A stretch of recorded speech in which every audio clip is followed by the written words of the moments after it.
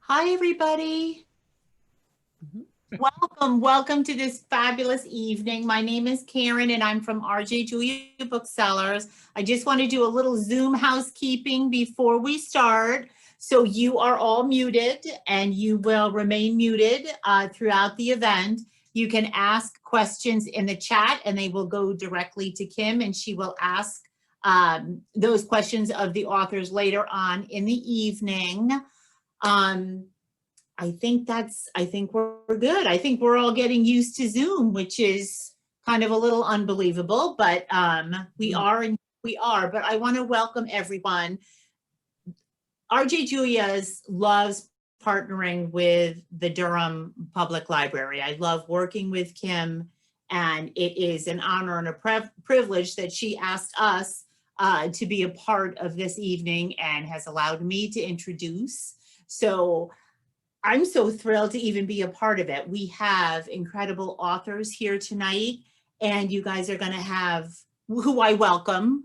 And I have to say, it's going to be a blast because the 10 minutes or so we've been chatting before the event has been totally amazing. So we almost forgot to let all of you in because we were just having the best time. So you are just in for a treat this evening. So I welcome our authors. And I welcome the Durham Public Library. So Kim McNally, I'm going to turn it over to you. Absolutely. Welcome, everyone. Thank you so much for coming. And I am delighted to be speaking with our Mayor, Paula Munier and Sarah Stewart Taylor tonight. Julia Spencer-Fleming was supposed to be here, but she will not be able to make it. However, I heard her author friends are willing to maybe answer some questions on her behalf. So I will definitely throw some questions out there for them to answer. So let's go ahead and get started. So Archer Mayer, in addition to writing the New York Times bestselling Joe Gunther series, is a death investigator for the state medical examiner and has 25 years of experience as a firefighter and EMT. He lives near Brattleboro, Vermont. So Archer, we'll start with you. Orphan's Guilt, which was released on September 29th, is the 31st book in the Joe Gunther series. Mm-hmm. What do you love most about Joe? And was he inspired by someone you've worked with? Good Lord, no. He's far too nice and normal and regular and stable. I don't hang out with stable people. So I created Joe Gunther, in fact, because I didn't know him and I wanted to know him better. He is the icon of decency and what we all refer to as normalcy, although I doubt any of us have seen that in years. And as a result, he becomes a conduit for strange and aberrant behavior, a sort of a slightly offstage filter through which we can see the world he inhabits and the world we inhabit and the world that I certainly don't want to share with my readers. And Joe, avuncular and thoughtful and considerate and a team player and all those other boring things that we're all supposed to be and never are, he sits by the side and reminds us of how probably, certainly I should be every day, and I'm not. So no, I can't say that I bear any resemblance to Joe. I like to presume he's fabulously good looking, as am I, but that's the only crossover I could think of. My daughter constantly reminds me that, in fact, I am based, or the character of Willie Kunkel is based on me. And he's the darkest, weirdest, most twisted character in the entire series. So that I believe, that I can get behind. So I'm inordinately happy to keep Joe company. I wish that I could say that absolutely I see Joe in the mirror every day, but I don't. But people have asked me, well, so has he changed over 30 years? And my answer is no, he was perfect then and he's perfect now. And that's why he's a bit of a bore sometimes, but that's why I have all these other crazy characters to keep him company and to balance the playing field. Speaking of characters, your book includes a cast of characters. So you have Detective Joe Gunther, Cop Willie Kunkel, Private Eye Sally Kravitz, Attorney Scott Jezik, a news reporter, her editor Stan Katz, and of course the Rust brothers in this book. When you begin a new book, do you already know who all the characters will be and how their stories will play out? Or is it a process to figure out how everything will end? No and no. No, it's chaos. I have no idea what I'm doing. I'm an air traffic controller with no radar and no windows. I begin every book ignorant and curious. And in order to abate the ignorance and anoint the curiosity, I sort of go forward asking people questions about things I know nothing about. And I hope they know something about it, or they just lied to me convincingly. I don't know. But the process of all these interviews, and I guess the worst I've ever done is 50 interviews for a single book, but I average about 20. And I go forth and they educate me, and thus I end up with the equivalent of 5 books in my head, and 1 book comes out. And there are twists and turns and ups and downs, and I'm the last to know what's going to happen. I write the books the way you read them, 1 page at a time. I don't have an outline. I don't have a plot. I have sometimes vague ideas, and obviously they begin to congeal and figure themselves out as I'm writing. So I'm not quite as dumb at the end of writing a book as I seem to be at the beginning of a book. But it is a process that's loosey-goosey enough that when I'm editing one of the books that I've already now written, I will sometimes even change the bad guy. I really have very little control over what I do at the time that I'm doing it. So all this expertise becomes apparent through the editing. I'm a fiendish editor. I edit and edit and edit and edit. The book just gets, manhandled for months after I finish writing it. And that's where I begin to fake an organized, clear thinking, fabulous writer. But I'm not. Sure. Thank you. So Paula Munier, she's the author of the best-selling Plot Perfect, The Writer's Guide to Beginners, Writing with Quiet Hands, and Fixing Freddie, a true story of a boy, a mom, and a very, very bad beagle. She was inspired to write A Borrowing of Bones, which is the first Mercy and Elvis mystery by the hero working dogs she met through Mission Canine Rescue. She lives in New Hampshire with her family bear and a Torby tabby named Ursula. So Paula, Blind Search, excuse me, is the 2nd book in the Mercy Carr series, which features Mercy, a veteran, and her retired bomb-sniffing dog, Elvis. You were inspired to write this mystery series because of your work with Mission Canine Rescue. What kind of work do you do with Mission Canine Rescue, and how did it inspire this book? Well, there's a great thriller writer named Leo Maloney. He writes thrillers for Kensington, and he's a big supporter of Mission Canine Rescue. And he introduced me to this organization when he had a fundraiser in New England for Mission Canine Rescue. And a lot of crime writers from New England, we all got together and we helped out at this fundraiser. It was a big, one of these big, la-di-da events. And we all got dressed up, and a bunch of us crime writers from New England helped out. And what was so fascinating about it was they had all these dog handlers there and their dogs. So they had soldiers and their bomb sniffing dogs. They had cops and their drug sniffing dogs. They had game wardens and their illegally procured fish sniffing dogs. They had all these handlers and dogs. And I just fell in love with the dogs, and I fell in love with the handlers. And that's what initially inspired me to help, to write about the dogs, was helping out at this fundraiser. I still help out, but now everything's gone virtual. And I should say something about what Mission Canine Rescue actually does. What they do is they make sure that military working dogs have good forever homes once they finish their service. A lot of dogs, military working dogs, are Army dogs, and the Army does an okay job of making sure they get a good home when they're finished. But a lot of the dogs are not Army dogs. They're defense contractor dogs, and they can end up in kill shelters. They can end up abandoned after their service. So Mission Canine Rescue finds these dogs and finds them forever homes. Wonderful. So the book had a little bit of everything. You've got family, romance, children with special needs, dogs, the outdoors, cooking I could smell from a couple different characters. But the description of the hunting was especially vivid. Like I could hear the arrow, the bow and arrow. So are you a hunter or do you know someone who is? And how did you capture the authenticity of the bow and arrow hunting? Well, I'm so glad to hear you say that. That makes me feel good. So I'm not a hunter, but my dad was a hunter.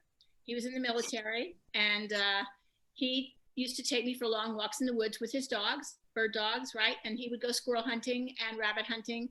And then we'd go to my great Aunt Frances's farm, and she would fry up the squirrel, you know, tastes like chicken, right? And she'd make rabbit stew out of whatever Dad harvested that day.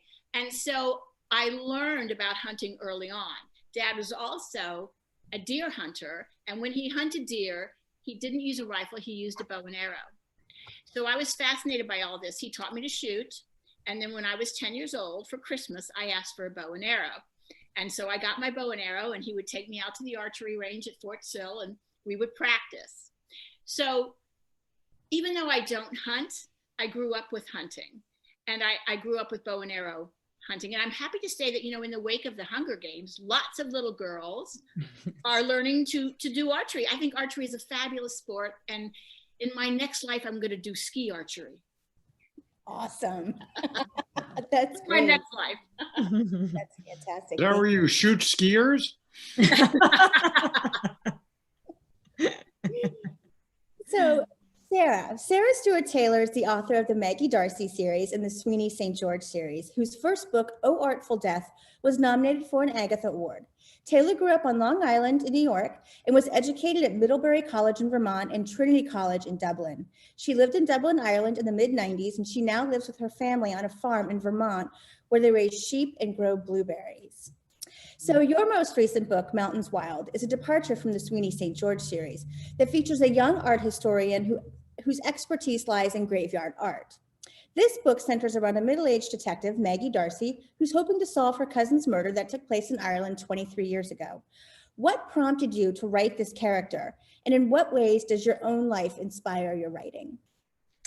Thank you, Kim. That's a great questions. So, you know, I think it's kind of fun to think of Sweeney and Maggie together because Sweeney, when I first started writing about her, was a young amateur sleuth. She was a college professor. She studied gravestones, and she would sort of fall into murder and mystery by accident, but it wasn't actually her job to solve mysteries. And you know, I'm now writing about a character who is a professional police officer, a police detective, and whose job it is to solve mysteries. And it's been, you know, I think it's been really fun to sort of explore the, you know, the benefits and the drawbacks of both. And, you know, Maggie has so many more excuses to ask people questions, right? She, you know, Sweeney always had to kind of, you know, sneak around and pretend to be someone she wasn't and trick people into answering her questions. Whereas Maggie can just show up and, you know, she has all the power of her badge behind her. And that's kind of fun. But there's also something fun about being incognito, I think. And, you know, when you're a police officer, you don't have the benefit of being able to eavesdrop on a conversation and have people not know that you're listening and all of those things. So, writing these two women has been kind of a fun contrast, I guess.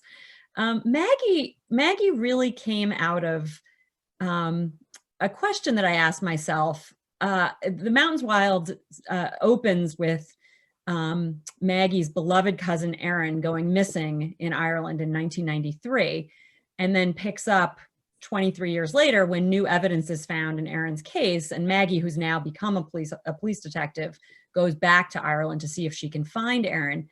And so Maggie really came out of my sort of thinking about people who disappear and what happens to their families and how their families process an unsolved disappearance. And so, you know, as I thought about this character of Erin, who just disappears without a trace in the Wicklow Mountains outside of Dublin, you know, I just kept thinking about what would that do to a family member? How would that affect you to have those unanswered questions for all of those years? And in a way, Maggie was sort of the result of that, I guess you would say. So the novel is set in Ireland and it feels authentic. The pronunciation that you provided was wonderful, because I do look at those words. I think is it Gaelic or what's the language? So, I mean, officially it's Irish Gaelic, although Irish people just call it Irish. Okay, Irish. And think, oh my goodness, how do they say that? So it was super helpful. How did your experience in Ireland in the 1990s inspire this book? So I think in a lot of different ways. I moved to Dublin right after college and worked for a while, and then ended up going to graduate school and studying Irish literature. And I think the first thing was just that living there for those years gave me just a love of the country and of Dublin and of Irish culture and literature and music and language and I think the book is sort of at its core about that, about my love for Ireland and Maggie's love for Ireland. The book is also loosely inspired by the actual disappearances of women in Ireland in the 1990s. And so there was tragically a young American woman who disappeared right around the time that I moved to Dublin, and her case has never been solved. And there are a number of Irish women who also disappeared during that time period, whose cases have never been solved. And so, I think in that way, those years that I was living there and reading about the first case really informed this book. And I also think, I think this book is a lot about Maggie as a young woman kind of discovering Ireland. And it was really fun for me it was a way for me to time travel a bit and, remember being, 21, 22, 23, and kind of having this great adventure. So yeah, Ireland is all over this book. Yeah, that's great. Okay, so Julia Spencer-Fleming is not here, but I'm going to let you guys take a stab at one of the questions that I had for her. But first, what do you think she would want readers to know about her newest book? Archer, do you want to? Oh, no, you don't. No.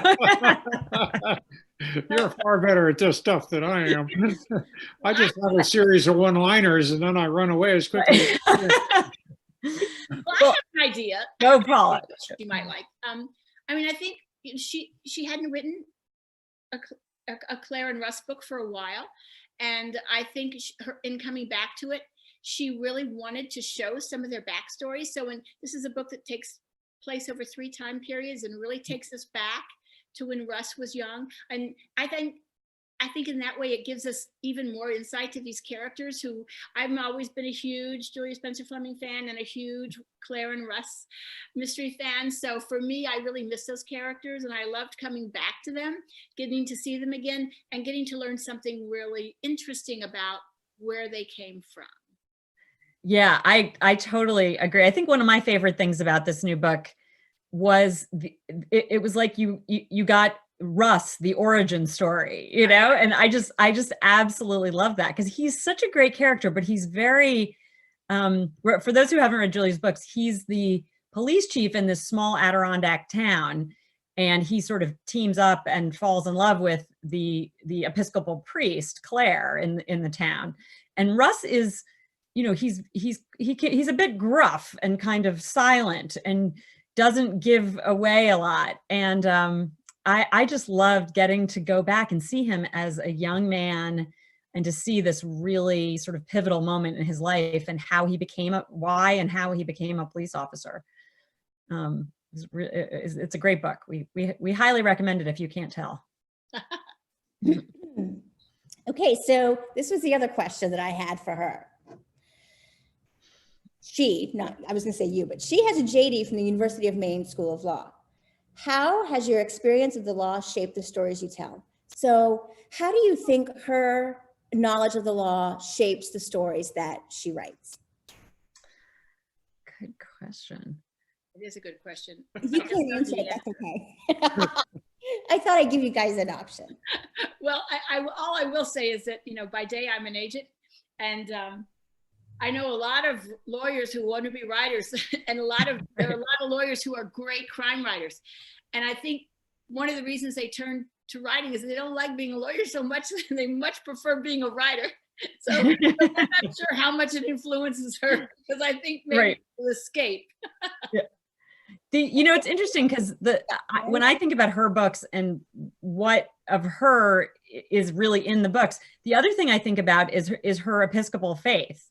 That, and that's one of the things that I love. I also love about her books is, you really feel the sense of like a really multifaceted, complicated, but devout faith that Claire as the minister has, and she questions and she pushes boundaries, and yet she is she's such a good priest. And so to me, and I think Julia brings a lot of her own faith into the books, and I think that's a really interesting thing about them. Thank you for that. I think that'll be helpful for people who have not maybe had a chance to read one of her books, or someone who has. It gives them a different perspective on the book. Okay, so I think now we're going to move into a panel discussion, but I just want to do a quick round to warm up before we get started. So I'm going to call out two options, and then you guys tell me which one you prefer in your order. So Archer, Paula, Sarah. Okay? Coffee or tea? Tea. Am I supposed to answer now? Oh, yes, you're next. Sorry. Coffee in the morning. I drink lattes in the morning and tea in the afternoon. Awesome. She has it both ways. Coffee. City or country? Country. Country. I should have guessed. Paperback or ebook? Paperback. Ebook. Paperback. I love it. Okay, so here's the first question. For some of you, this is the latest installment of a series. For some of you, this is a new series. In what way did your most recent book help you grow as a writer or change you? The one I just finished? Yeah. Didn't change me one bit. It was the 31st book, for God's sake. Yeah. How much change do you want? I'm an old man and old tricks. I guess I get to, I'm an extraordinarily nosy guy. All this EMT and firefighting, and you didn't even touch on the law enforcement, but I did that for 15 years too. And it was all about, and the death investigation job, all these jobs are just conduits to get me into other people's houses. Like Sarah was saying, most civilians, they have to knock on the door. I just walk in, and I still just walk in. It's wonderful. I still have a badge, and it's an incredibly good and handy passport. All these books are stimulated by, as I touched on earlier, sort of sharing with my readers the stuff that I endlessly find out. We human beings, we're not particularly bright necessarily, and we're not particularly as clever as we make ourselves out to be, but we are endlessly fascinating. And so I feel like I'm the guy in the white lab coat looking down into the box with the rats running around, and in my authorial mode that every book rewards me accordingly, because I watch the rodents go this way instead of that way, and etc. And I learn accordingly. And I hope, in fact, that what I call my interminable series of books result, curiously, in making me a better person, because I learn through the adventures my characters suffer. Mhm. Well, that's an interesting question. I think the thing about writing, especially writing fiction, is that in some way it's kind of wish fulfillment. So when I started Borrowing the Bones, the first book in the series, I was living on the South Shore of Boston, living a more or less urban life, you know, or at least ex-urban life, right? And by the time I finished, I set the book in Vermont, my happy place, in the woods, my happy place. I threw in everything I loved. I even gave the grandmother, Patience, Mercy's grandmother, the perfect kitchen. And now, if you fast forward 3 years, I live on 19 acres in the woods of New Hampshire, only 40 miles from Vermont. And I just painted my new kitchen yellow, and we're remodeling it, and it looks very much like that perfect kitchen I gave Patience in the book. So in some ways, you have to be careful what you write, because it's a form of wishful fulfillment, and be careful what you wish for. I like this idea of novels as wish fulfillment. I'm just thinking about the book that I just finished, which is the second one in the Maggie series. I'm trying to think if it's what might be in there. I don't know. Some pretty horrible things happen. I don't know. We'll see. Yeah, that's a great question. As Archer was talking, I was thinking, Archer, that maybe your alter ego in your books isn't Willie, but the guy who breaks into people's houses and leaves notes for them. Totally. Because that's you. You and I may know I'm deeply creepy. I didn't actually refer to him, but you're totally correct. Because you just want to get into people's houses, and then maybe your books are the notes you leave. Ooh, okay. Oh, right. I like this theory. All right. So what did I learn writing this most recent book? Actually the big thing I learned, so I just finished a book called A Distant Grave, which is the second book in the Maggie D'Arcy series, and it'll be out in June. And this was a book that I started writing one way, and somewhere early in the process, I mean, I probably written about, I'd sold it, and I'd probably written about 70 or 80 pages of it. And I started to feel like it was not the right book. And I sort of blew it up and wrote a very different book.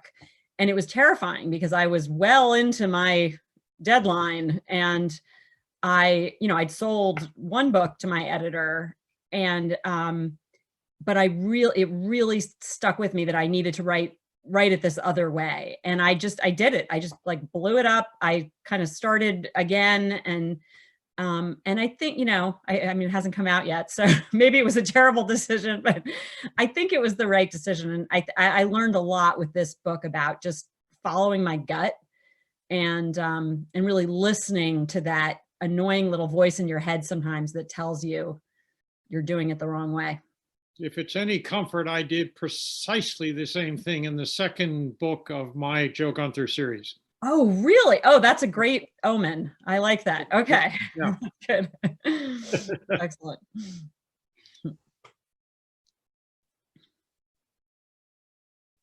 Oh, I think you're muted still, Kim. Oh. Does someone have to unmute you? Yes. Okay. Well, I can tell you that I had a terrible time with my second book too, in my series. Yeah, second books are hard. They are. And as an agent and as an editor, I had helped so many writers through those second book problems. And yet I succumbed to every pitfall anyway. And it's hard. And I had to blow it up several times to get there. It took a lot of rewriting that second book. Oh, good. You both are making me feel better. As a further and last reward, Sarah, my Los Angeles Times review of that second book was Mayor Leaps That Highest of Hurdles, the second book. Oh, that's perfect. So, something for you to look forward to. Great. We hope.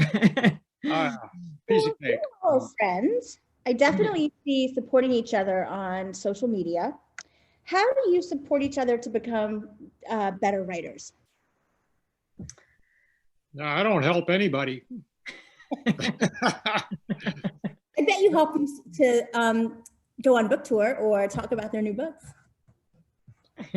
I mean, I'll come out of the closet and candidly admit that doing the jobs I do, the dead people, the crooked people, the wounded people, the houses on fire, and writing books about all that murder and mayhem, I don't read murder mysteries virtually ever at all anymore, because the idea of curling up with a good mystery at the end of one of my days is not pleasurable.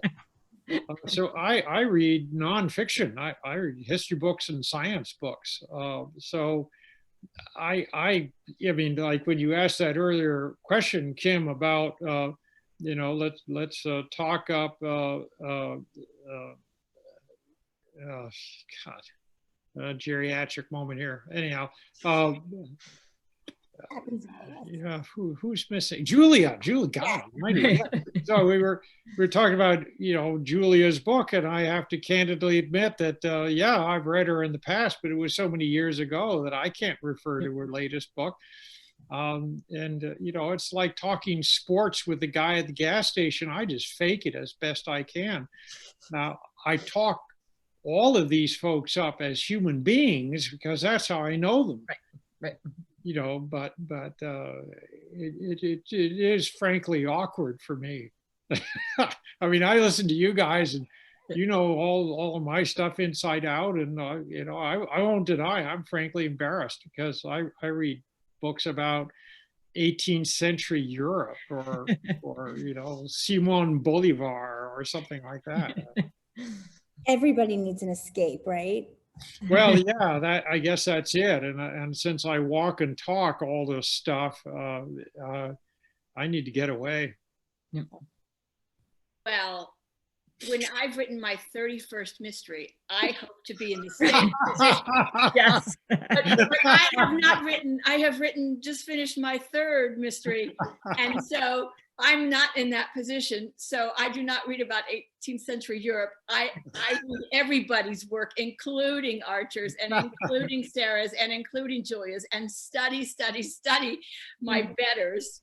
So, I think I love mystery fiction. I've always loved it since I was a little girl reading, Nancy Drew and the Bobbsey Twins and Agatha Christie and Sherlock Holmes. So for me, I find mysteries very comforting somehow. And I don't read the really gory ones, but traditional mysteries, I adore them. And, I can find something. I just finished my 3rd book, which my publisher told me, oh, it's going to be a cold case book and it's going to be called The Hiding Place. I'm like, okay. Because I had come up with a list of titles for the 2nd book for Blind Search, and the publisher liked Blind Search as a title and the editorial director liked The Hiding Place. So they said, okay, you can call this one Blind Search, but the next one's going to become The Hiding Place. So and my editor wanted it to be a cold case mystery. And I really had no idea how to do that. And so I just started reading other mysteries, and I discovered Attica Locke. And she did and if you haven't read Attica Locke, you should. She's fabulous, and she was my teacher how to write a cold case mystery. So I actively study my betters, including my stone cold crime writer fellows.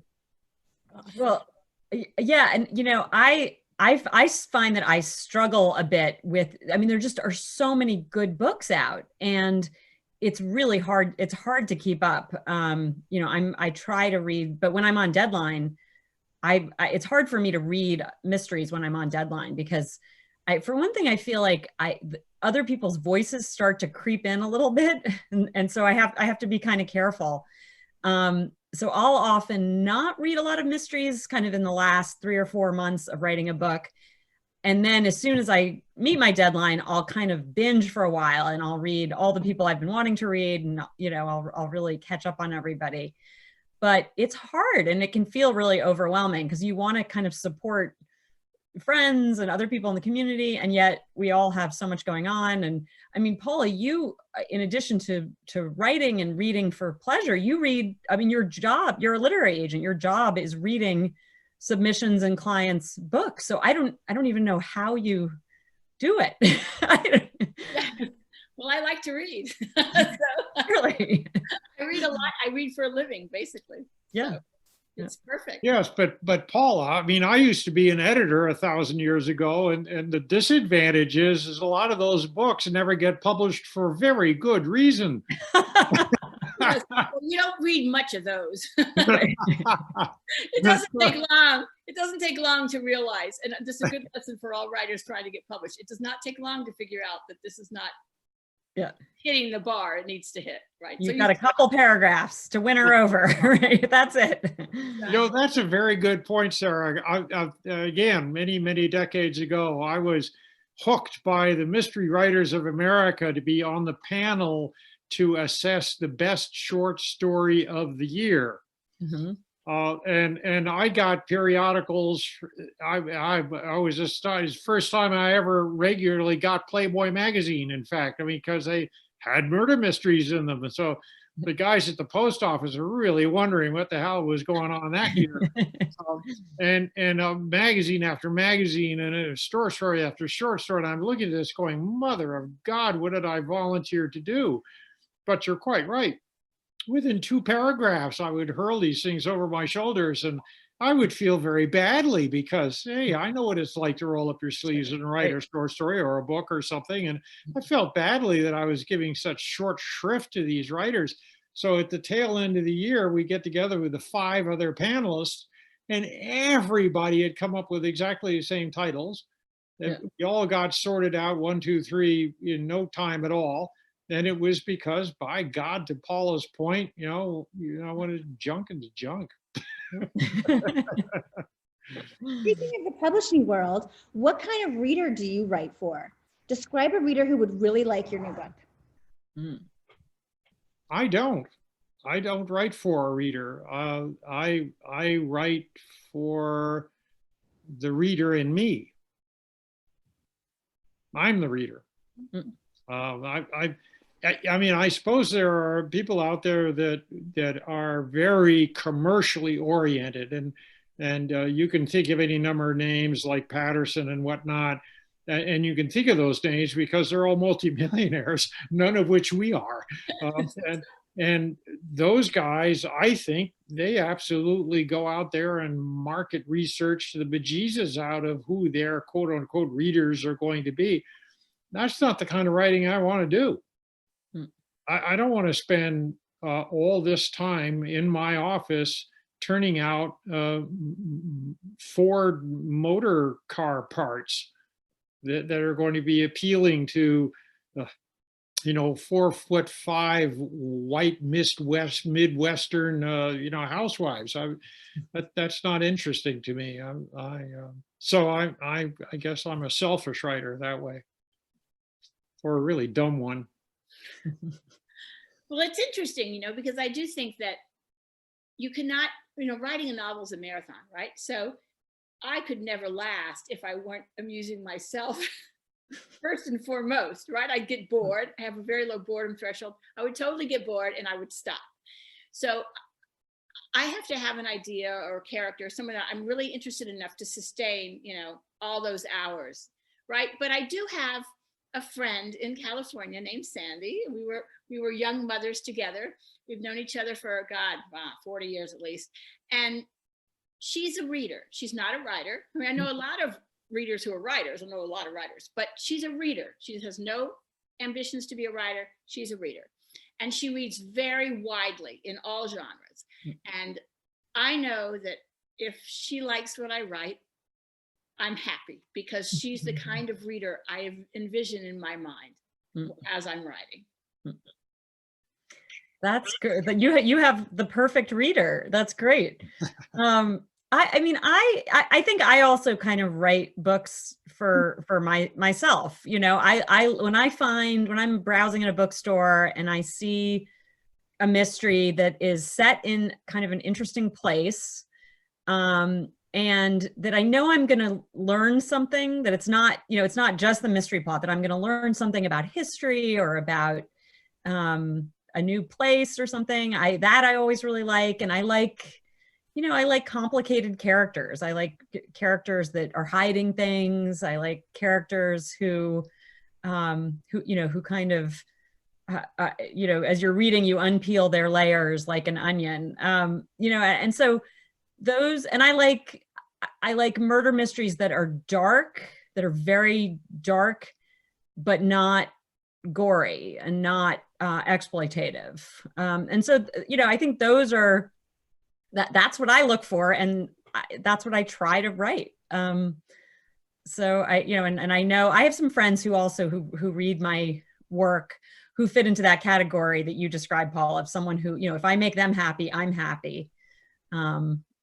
So yeah, that's a good question though. So you guys have talked a little bit about who you like to read. Who are your literary influences? Right. We have a pecking order. Sorry. Well, I guess I already sort of, okay. I can go step on Paula's heels, because she referenced a lot of people, most of them dead, who I read when I was younger and needed the influence, so to speak.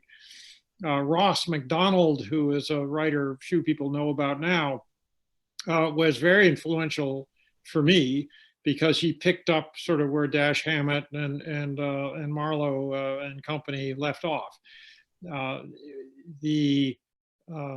But now, of course, I read history books, and probably no one listening tonight is going to be interested in who I prefer as a historian. But so I'll pass the baton to next in line, Paula. Well, a great question you should ask yourself if you're a beginning writer is, who do I want to be when I grow up as a writer?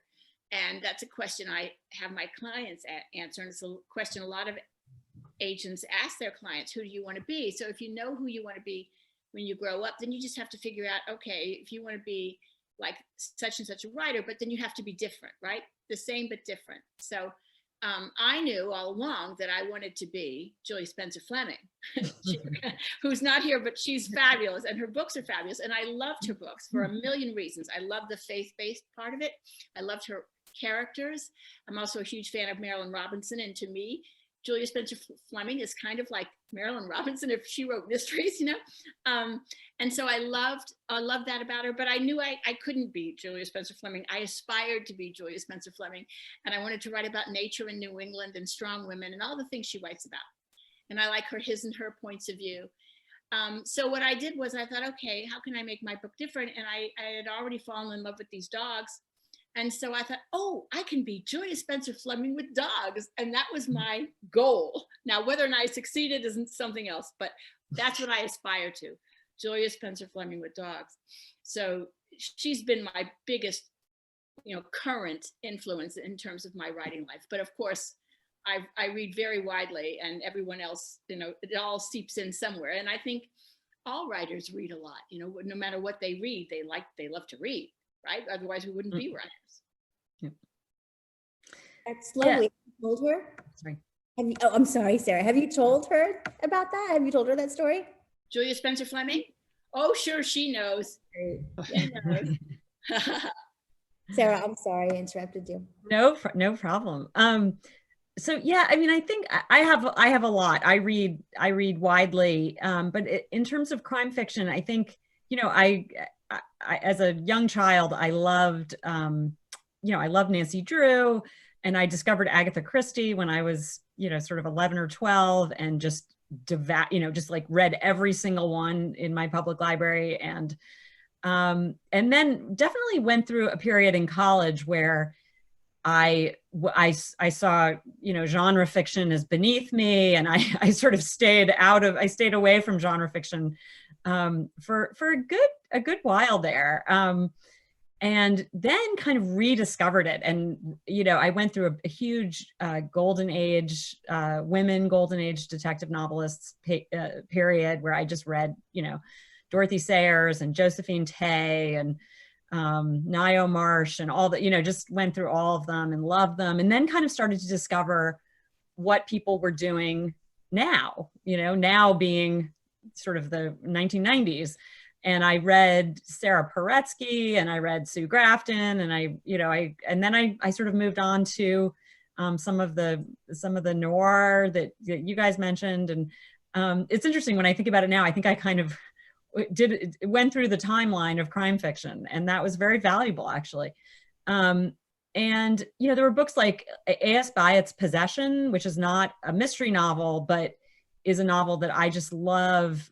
I think a lot of my books have some element of sort of literary history in them. And I think I get that from just how much I love that book. And, you know, Donna Tartt's The Secret History was a book that when I read it, I just felt like this is, you know, this is like a detective novel turned inside out. And I love that she did that. Yeah, I mean, I could go on, but I'll stop there. Yeah, I definitely want to take some attendee questions, but I have one final question for you all. What book are you reading right now? Oh God, here we go again. I'm reading an 800 pager about 19th century European history. That sounds fascinating. I am actually reading, no lie, The Orphan's Guilt. Oh, That's what I'm reading. I told you that check wouldn't count. And it's fabulous, you know, because I love all of Archer's work, and it's fabulous. And I do want to say that's so interesting, Sarah, because Possession is one of my favorite books of all time. So good. Have you read, I can't remember the author's name now, but it's called The Weight of Ink. No. It's a novel that came out. Can someone provide the author? It's so good. It's a novel that as I was reading it, I was like, this is, I'm enjoying this in the way that I enjoyed Possession. I highly recommend it. Absolutely, I'll read it. Weight of Ink. Rachel Kaddish. Thank you, Rachel Kaddish. Exactly, it's terrific. Wait, what was the question? Oh, what am I reading now? I am reading. I'd been waiting for it, and I'd been on deadline, so I had to wait a little bit longer to read it. The new Tana French, The Searcher, and I'm really enjoying it so far. So, does anybody have any questions for our author panel? I mean, I can ask a question that I'm dying to know. So I've thoroughly enjoyed this, and you guys are so like friendly, and you go back and forth. How did you all meet? Good Lord, some of us have known each other for decades. Paula is a new encounter for me, but Julia and Sarah, my God, I feel like we rolled hoops down the dirt street together. Yeah, I mean, I think I got to know, I think I met Archer for the first time at the Brattleboro Literary Festival, many moons ago. And he says he's not supportive, but he totally is supportive. And he was great. And I think I just published my first Sweeney mystery, and he welcomed me to the fold. He was terrific. And we had a really fun panel at that, and then started being on panels together. And then at some point I met Julia, and I ended up going on this really fun sort of road trip author tour together one year when we both had books coming out like at almost the same time. And it was just so much fun. We met somewhere in New Hampshire, and we took the ferry across Lake Champlain to Plattsburgh, and we had this really bizarre event at a Barnes and Noble in Plattsburgh where one guy showed up, but he talked to us for 4 hours, and we were completely incapable of extricating ourselves from this very rambling conversation. And it was great. We just had this really fun road trip. And now I've gotten to meet Paula, which has been wonderful. I think the fulcrum of the wheel is really Julia. Maybe. We all knew Julia, and we all loved Julia, and she brought us together. Well, no, like someone like me, I can jump into a series on the last book, and I like to figure out all of this stuff. So do you suggest reading your books in order? Well, my joke answer is I wrote them in order, so why not? But on the other hand, I do want to keep in business. So if you find a book of mine, buy it and read it. I don't care what order it's in. So, I write them as standalone novels, but they are obviously part of a series. They're just not part of a serial, so to speak. You know, I think you will have an enhanced experience if you can put up with 30 plus books, reading them in order. But if your attention span doesn't extend that far, then just read what you can pay the most money for. Look for hardcovers. Yeah, that's it. There you go. Yeah. Yes, hardcover is certainly my favorite. Still, my favorite format is hardcover. Yes, That's my favorite. absolutely. And I read series. If I'm lucky, I read them from the beginning all the way through. But if I discover one and then I go back and start at the beginning and read them all, you know, that doesn't bother me. I mean, I just love series. I love the idea. And for someone like Archer, who has this character, 31 books, and it becomes this microcosm of the world, right? Through seen through this one character. And that's what I love about series, is you get the continuity of this one character and you see that character move through the world over time. And that's something, you know, it's a rare experience. I love that about series. So Yeah. now, Archer, you touched on earlier how you write, where you don't know really what you're doing. You just kind of go in and write. How, Sarah, what is your process? Do you do it that way, or do you have your outline and everything all set? I'm sort of in the middle. You know, I think of myself as kind of a hybrid pantser and plotter. I don't know if you've heard those terms, but people who plan it all out are the plotters, and people who write by the seat of their pants are the pantsers. And I'm kind of in the middle somewhere. I often start with a place and kind of just a situation that's interesting to me. I think that's where a lot of my books start, is like, you know, somebody finds a body, or someone has an encounter that seems off, or there's just like some situation that is interesting to me that I want to know more about. And I will often, you know, sort of write about 50 pages in kind of a fever, you know, just getting it out, getting it down. And I almost always find that at 50 pages, I have to stop and go and do some outlining and do some work on the characters and the plot and kind of figure out where I'm going. And it's never very rigid, but I like to have a sense of the backstory of how everybody ended up where they end up. Paula, how about you? What is your?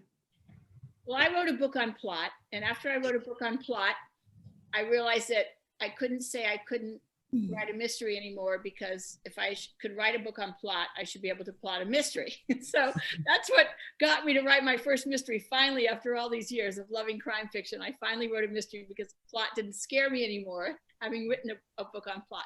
So I tend to do it. I tend to have an image, a first scene in my mind, right, of something happening, and I can see it in my mind. And then from there, I just sort of brainstorm all the scenes I'll need. And then write them down into a kind of outline. It changes, of course, along the course of the way, and you want it to change. You want to get inspired, right? You want the story to take on a life of its own. But I need to at least pretend I know where I'm going. That's good. Well, Kim, do you want to ask a final question, or? You know what? I think I'm actually good. I asked all my questions. Well, Sorry. well, what I like to do, like as a final question for any event, and I'll ask each of you, what do you want, how do you want people to feel after they finish your book? Well, Archer? actually, that they want to read the whole series. Perfect. Paula? Yes, I mean, you want people to feel like they love this book, they love this reading experience, and they'd like to repeat it, right? And they'd like to spend more time with this series character. That's always the goal. Yeah, that I would say that's mine as well, that they, you know, that they feel that they know these characters now, and they need to know what happens to them next. I think that's the goal. Well, I have to say, this has been the most enjoyable evening. This panel is great. Kim, oh my gosh. This has just been, for me, just sitting and listening, it has just been totally amazing. And so I thank Kim again for letting RJ Julia be a part of this fabulous event. Archer, Paula, Sarah, you guys are spectacular. And oh my gosh, we would love you to come back. Oh my gosh. Hey, we're there. We're there. Thank you to Thank RJ you. Julia, and thank you to Kim and the library. We just so appreciate all the work. I know these events take a lot of work, and we all really appreciate it. So thank you. Yes, And thank thank you. everybody who came. You guys are amazing. So have a fabulous evening. And don't forget, the links are in the chat. Buy the books. And wait, everybody will come back. Thank you. Good night. Bye night. Here. Thank you. Bye-bye, everybody.